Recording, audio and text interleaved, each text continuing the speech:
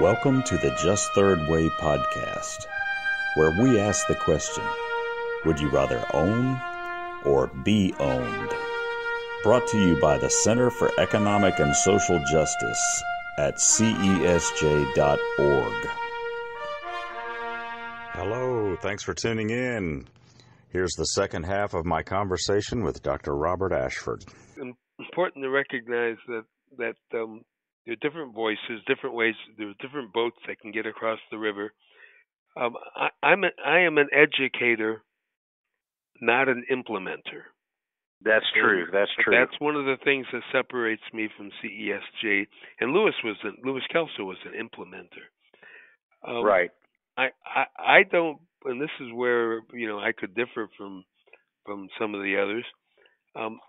I was never a huge fan, and still not a huge fan of ESOPs. I think they have a place when they're done with the right understanding. I think they're good, but they do not, in and of themselves, capture what I think is the most important, unique insight that Louis Kelso offers. The pure credit, because they don't. Well, not that's going to surprise you. I don't think pure credit is the most important idea that Louis, and that's again another issue of understanding it. I think pure credit finds itself in people who worked before Louis Kelso. There's a guy named Major Douglas, and then that's called the social credit movement of the 1910, 1920. There's the sovereignty movement. They have to do with credit by monetization for some purpose. Douglas's idea was to monetize consumption.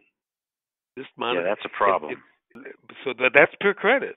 You can say it's unwise credit, but it's pure credit. What I was saying is so many ESOPs are more dependent on existing money, whereas if you had an ESOP that did focus on new productive growth through pure credit, that would be closer to the binary model, wouldn't it? It would be a see, we get into questions of what is unique about Louis Kelso's theory, and there are people who have different views. And I don't think pure credit is. I think monetizing capital acquisition with the earnings of capital would accelerate its impact and would be a good tool for the government to use. I think both of those things. To me, the essential principle, the single essential principle that is implicit but rarely explicit in Louis Kelso's writing is the following. Okay. A broader distribution of capital acquisition with the earnings of capital creates the rational expectation of more broadly distributed discretionary capital income in future years. Discretionary because now the people can spend it rather than repay the debt. Discretionary capital income in future years to people who will spend it on consumer goods. Right. And if you have a broader expectation of demand for consumer goods in future years, you're going to have the rational basis to invest in more capital and labor in earlier years. Now, that's what's unique to him. Nowhere else. Newton had a new idea. He said force equals mass times acceleration. You could search the English language, the German language, you could search every written language in the world before Newton laid down that principle, and you wouldn't find it. That's what I call new. Right. It wasn't there.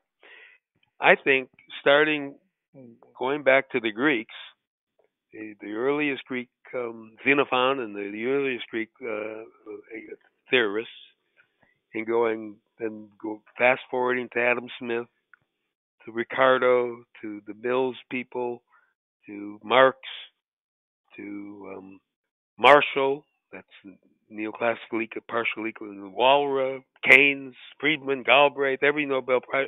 They don't agree on many things, but they all agree on one thing. And that is implicitly, they agree that the broader distribution of capital acquisition with the earnings of capital will not provide the incentive for fuller employment. That's the one thing they all agree on. Huh. And my role is to teach that principle. That principle. They just totally missed it. And they implied they didn't see it. That's right. They did not see it. Now, and that's the principle that I teach. Now, if you monetize capital acquisition, you're going to get more fuller employment, to be sure.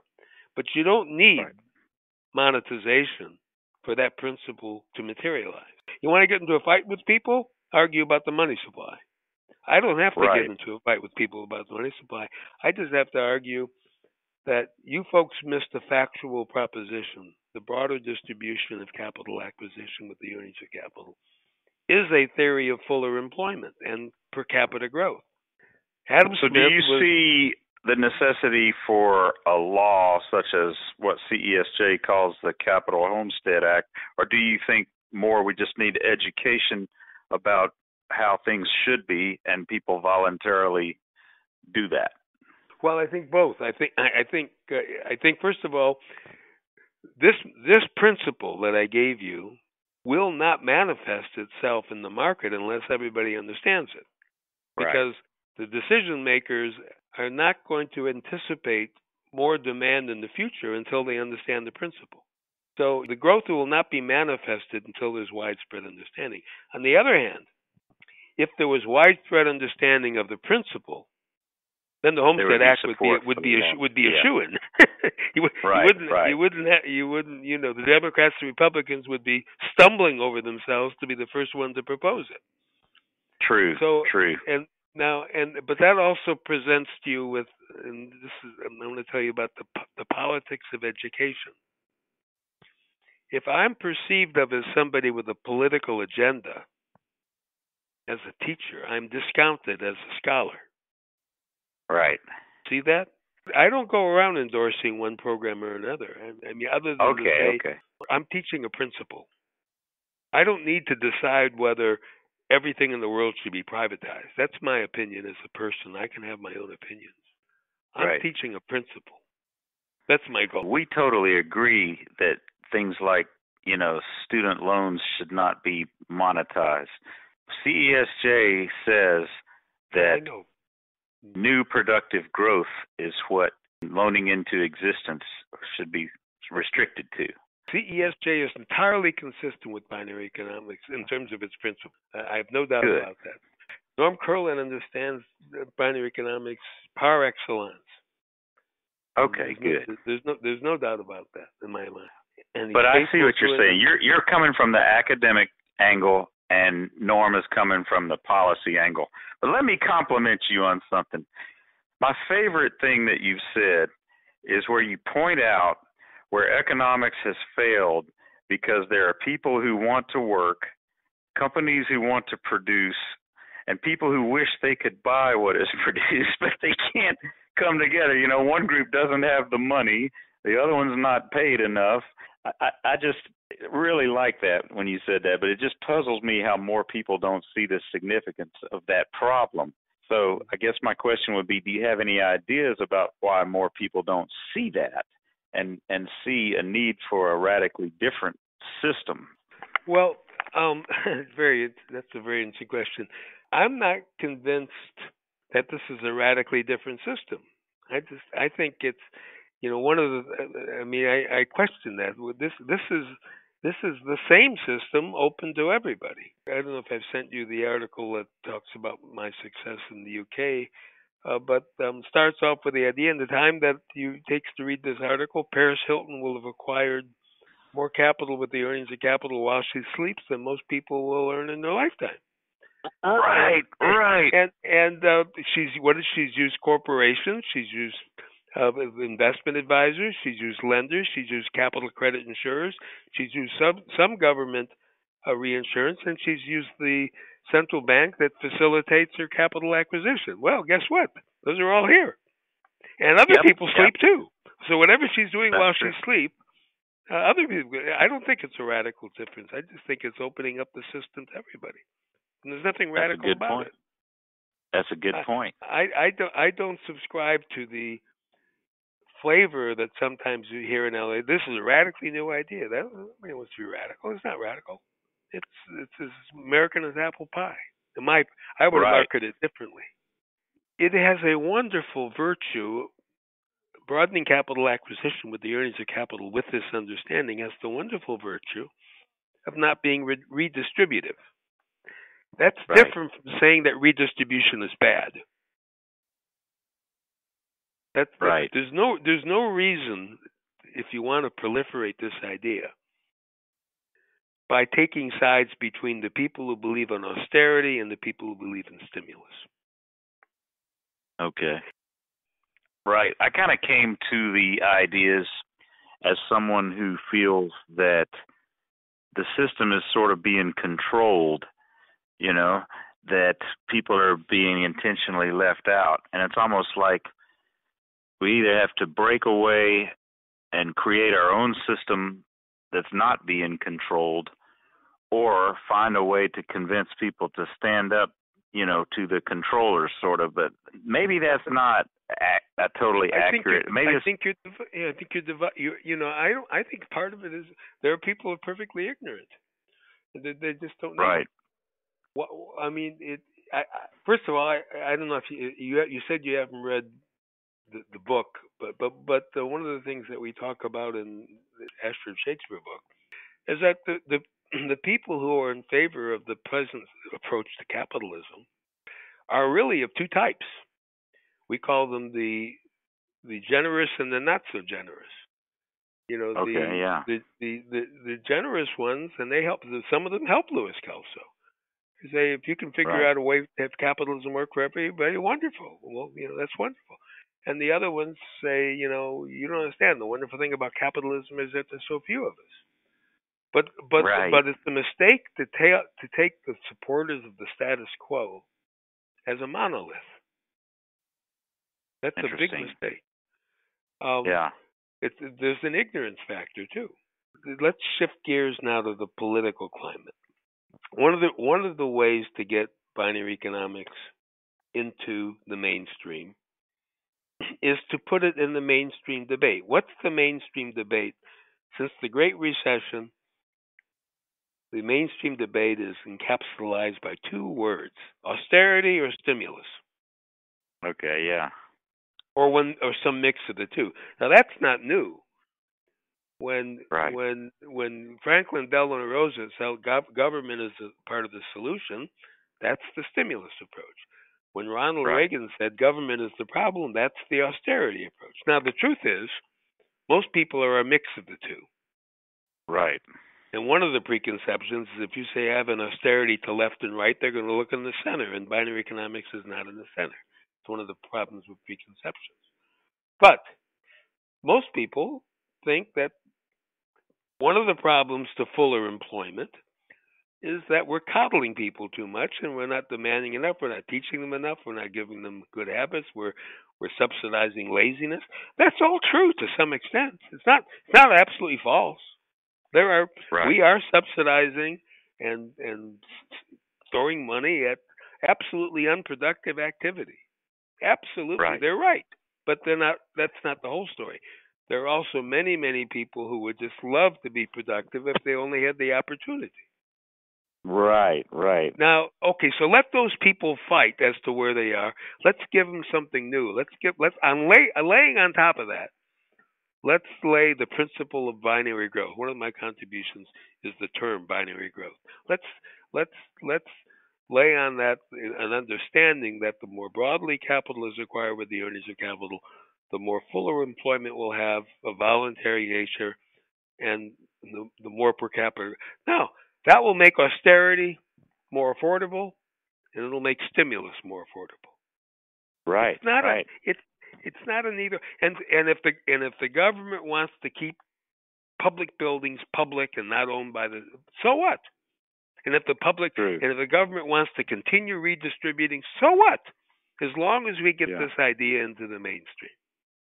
That's the goal. But if enough people had those dividends, they would depend on government less naturally, I believe. Yeah, that's true. But on the other hand, government would have more money to spend. Yep. One of the. I mean, I think this point's been made by others. What are the what are the two big um, capitalistic growth industries today? Well, one is genomes. That was funded by the government, and one was computers and the internet and all that and the micro. Well, both of the things were government investments. We would have more money for government investment if we had binary economics. You don't have That's to. a good You point. don't have to. Then that's redistribution. Right. Yeah, the internet was like a Department of Defense thing, wasn't it? If I would get out of Lewis was fundamentally more a right winger than a left winger, but his idea is not a right wing idea. Right. You don't have to privatize all roads and all government buildings and all. You don't have to take that stand. True. I don't think you have to take a stand against stimulus or austerity to say this is an add-on. I can tell you that the economics profession as a whole, first of all, they don't even know about binary economics. The economics profession as a whole, there's still not many people. But those that have heard about it, those people that have heard about it, have a very negative reaction to it, and they have a very negative reaction to Louis Kelso. And you can't change that overnight. I think I have little doubt that 100 years from now, Louis Kelso will be recognized as a giant, but not now. He will not. Right now, they use the word maverick. That's all you hear. Well, or charlatan. I've heard worse. Yeah, charlatan. But let me give you some insights about that. Louis made a very understandable, tactical, theoretical error. This is the first time I'm saying it, but I believe he did. I would never have the understanding I have without him. But he wrote at a time when it is said we are all Keynesians now. And if you find out, if you ask historians of economic thought, they say, who said that? It's actually in print that Nixon said that. But that's not the first person to say that. The first person to be publicly quoted as saying we are all Keynesians now was Milton Friedman, who's not associated with Keynesian economics. But if you read chapter 9 of his Capitalism and Freedom, he proposed a negative income tax. Why? I was going to say, the negative income tax pretty much has to fall in that category. He was a Samuelson Keynesian. He wasn't a Keynesian. Right. And again, that's part of the deception. But he was a Keynesian. Okay. So what is Keynes? Keynes, the general theory. You read my writing. I can. There's an actual quote. The general theory distills the economy to time, money, and labor. Right. And it's a short-run theory of fuller employment. Right. In the short run, capital is not a variable mathematically. So the distribution of its acquisition cannot be a variable. And Keynes argued, and he's got some sociological support, that corporations and people never get out of the short run. We're always in the short run. It's a perpetual short run because the time value of money 15 to 20 years out down the road is inconsequential, and you don't know what's going to happen. So that was his theory. Okay. Now, if all of economics, including Milton Friedman, is time, money, and labor, then Kelso could say what you need is two factors. This is two-factor theory. This is binary economics. Right, but other economists understood that the dominant approach before Keynes was neoclassical economics. And the dominant approach after the oil shocks in the 1970s, after Reagan, is neoclassical. You know what they do? They deal with the marginal productivity of capital and labor. Those are two factors of production. So he's an ignorant man. He doesn't understand economics. He's a crank. You see the mistake? That's the mistake. Two-factor theory in binary economics is a labeling error, both of them. Right. What it is a theory of fuller employment. Right. And that is correct. Interesting. And if Lewis had called it a theory of fuller employment, he wouldn't have had the same resistance. He might have still had resistance, but he wouldn't have had the same resistance. Yeah. I have abandoned the term binary economics largely, other than talking to people who understand it. I call it right, and you were saying inclusive capitalism. Yes. Now, then that's another opportunity. That's another opportunity because I'm not the first person to use the term inclusive capitalism. I've done some research on it, and I'm going to do some more. It goes back 50 years. Now, there is a coalition for inclusive capitalism run by some people who started in England, is now headquartered in New York, called the Coalition for Inclusive Capital. You go Google them. They've got all sorts of highfalutin companies and names on there. Bill Clinton, and most of them never heard of binary economics. No. But their idea of inclusive capitalism is stewardship and stakeholderism and being good to unions, opportunity zones, people more, and all that stuff. That's fine. Right. But what about including people in the capital acquisition with the areas of capital? That's another one. So so it's not bad to say inclusive capitalism according to the principles of binary economics. Right. But and I think eventually it will be understood that binary economics simply says that if Keynes was right that the market doesn't distribute demand to purchase what can be produced, in the long run, it's time, money, labor, and capital. And so it becomes binary. I mean, I think in the long run, conceptually, it's correct. But it's not correct given what we understand today. True. But it is so much about semantics and marketing and buzzwords and things like that. Yeah. It's interesting. We were trying to put together a third political party. We call it Unite America Party. And I found out there's a whole movement that knows nothing about us called this Unite America. I think it's a political action committee or something. But, some of these, shared terms might end up forming, bigger coalitions and educate more people about our ideas. So I'd rather convince the Black Caucus because I think that would change the political dialogue overnight. I'd rather convince the people in the two existing parties rather than do it from the outside. I mean, my own. I'm not a political person. I'm a teacher. Right, I want to teach the Democrats. I want to teach the Republicans. I want to teach the Socialists. I want to teach the Communists. I want to teach everybody. I'm just a teacher, and that gets you to the example of how do we look at per capita growth? Well, Smith and the neoclassicals and most modern economics looks at it. You saw 10 boards an hour with a handsaw, 100 boards an hour with a machine saw.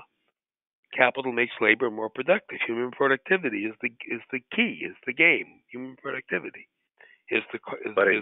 It goes beyond that in reality. Well, the point is, the better way of understanding per capita growth is you load, this is in my writing, Ed DeKelser didn't do this, you load 10 sacks, you haul a sack a mile, you're exhausted, you put 10 sacks on a horse, go twice as far. I ask my students to represent the horse and give him property rights in the work it does. He'll never concede that the role of capital is to make labor more productive. And then you put 10,000 sacks on a truck, and you do 50,000 sack miles worth of work. Or in an airplane, or in an ocean liner, or a train, all that. So, labor's doing very little work today. That means the growth potential is huge. That's small. Right, and it becomes so important how it is distributed, the ownership. And of course, people. That's exactly for that reason. And people say, well, it takes the person to drive the truck. Yeah, but not for long. And the other thing that you'll find from my writing. It's this anthropomorphic centric notion of breeding our breasts and saying we're doing everything. Yes, it takes people to invent, design, install, operate, repair, guard, finance, capital. But that's not the work of the capital. Right. That's the labor work, and you wouldn't do that work if the capital didn't do much more work. Who are the market participants? They're ultimately people who graduate from universities. Right. And entrepreneurs that may have only a high school education, but they're brilliant, or something. I mean, that's, those the geniuses of various sorts. Sometimes they're also drug peddlers and gun runners, but that's another way of getting rich.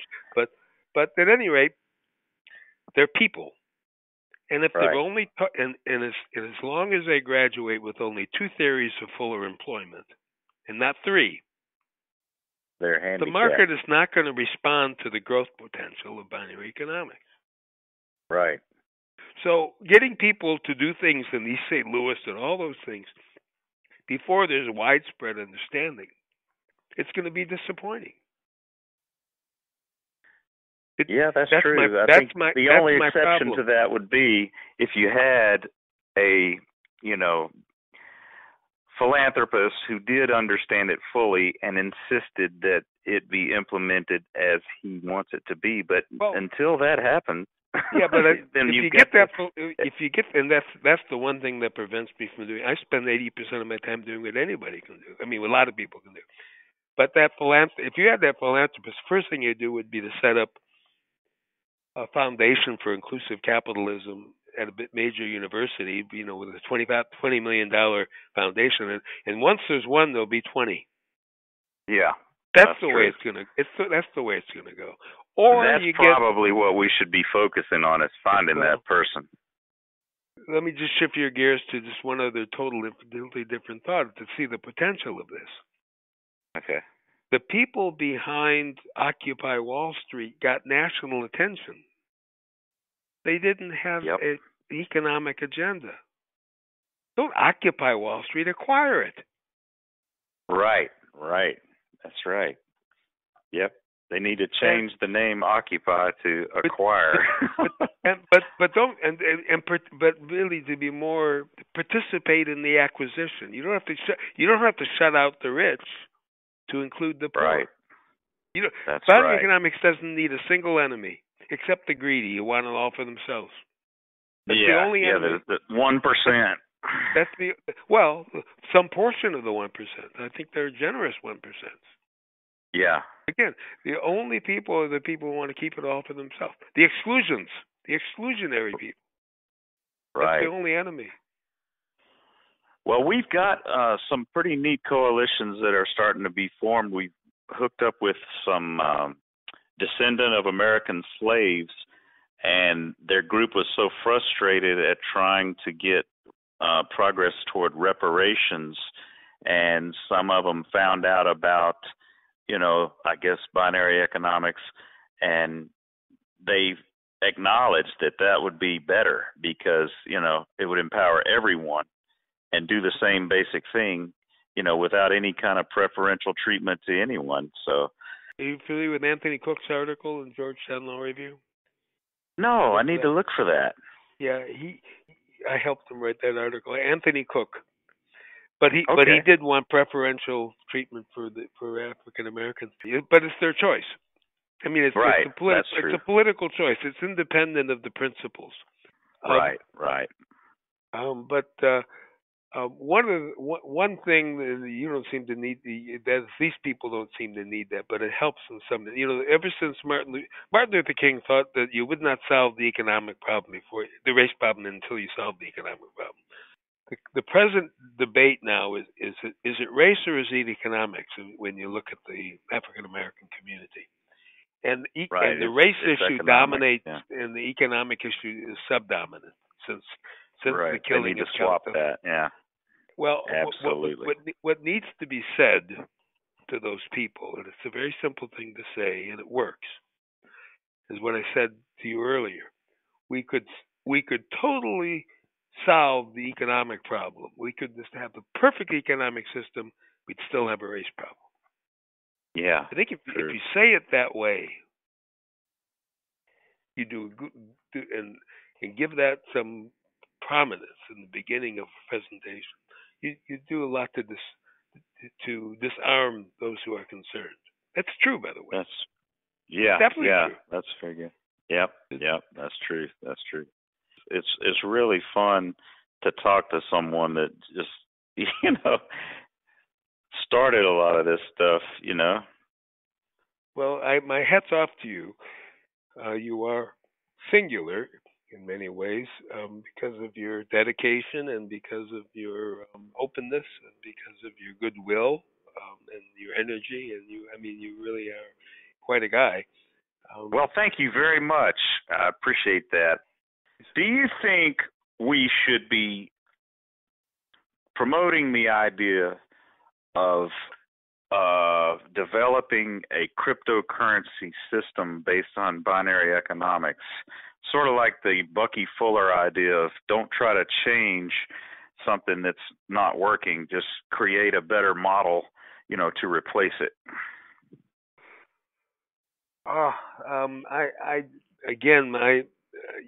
You might be asking the wrong guy who has an open mind. Yeah. Cryptocurrency and its potential is it understood by millions of people? I think so. No, not yet. No, you don't think so? I think. Oh, I know. They know it's there. They don't understand how it works, but yeah, they know it's there. Yeah. Yeah, and they know that there's a currency. Right. They know that it works on the web. I mean, they know. Do they understand the principle of binary growth? No.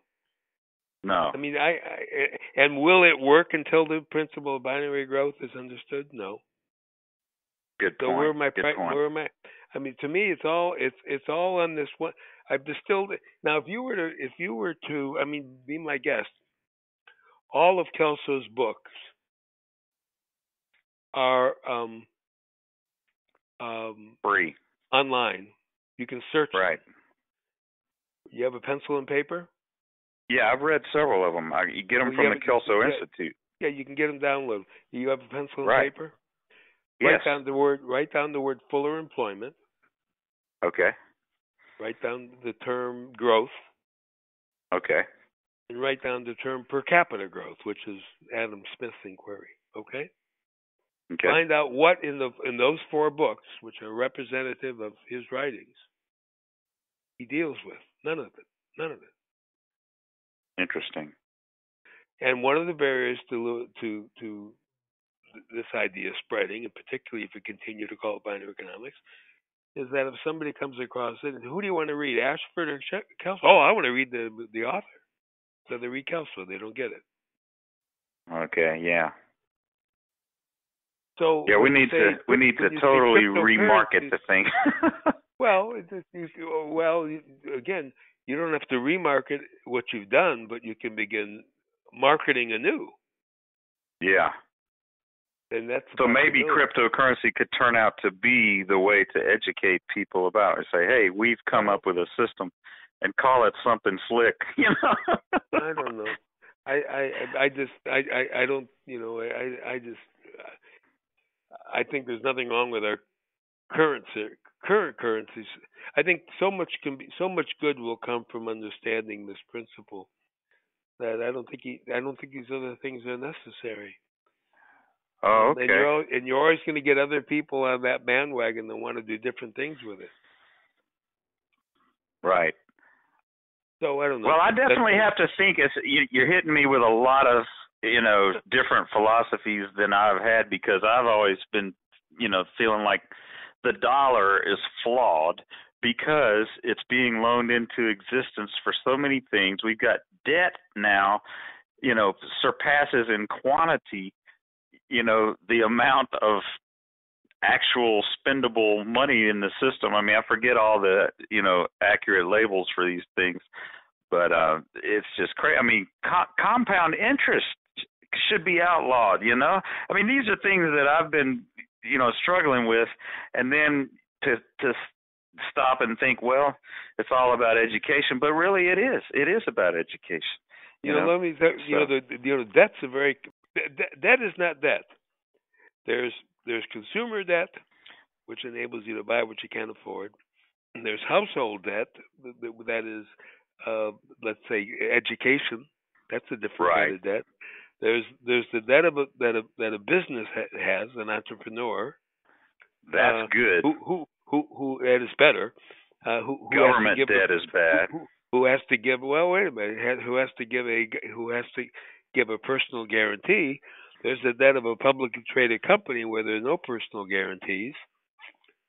Good point. There's the debt of a municipality or a government that does not have access to a currency.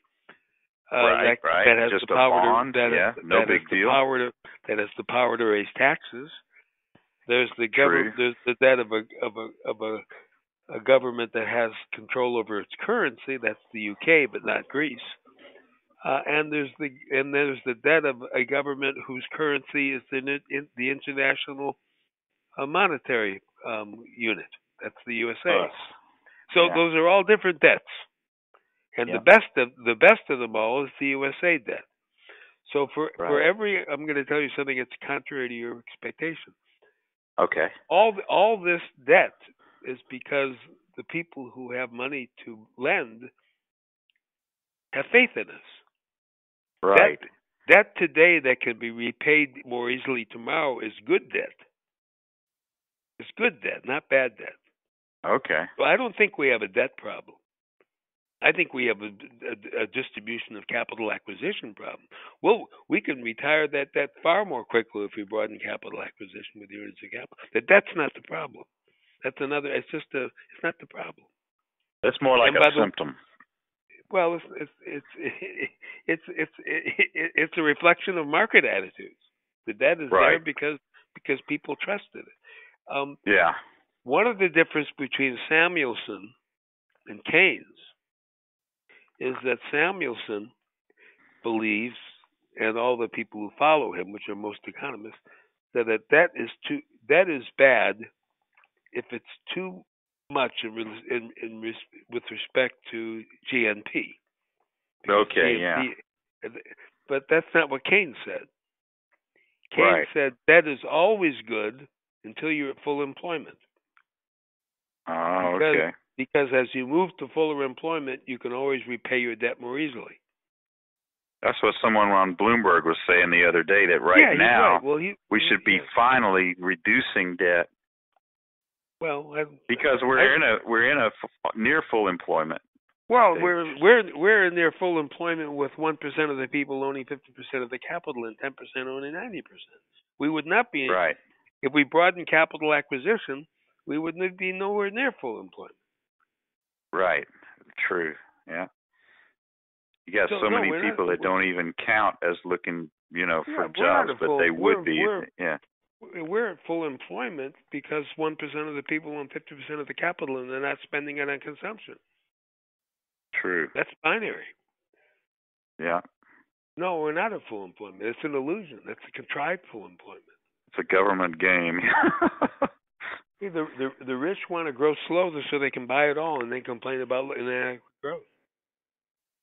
Right. Those are the exclusionary capitalists, not the inclusionary ones.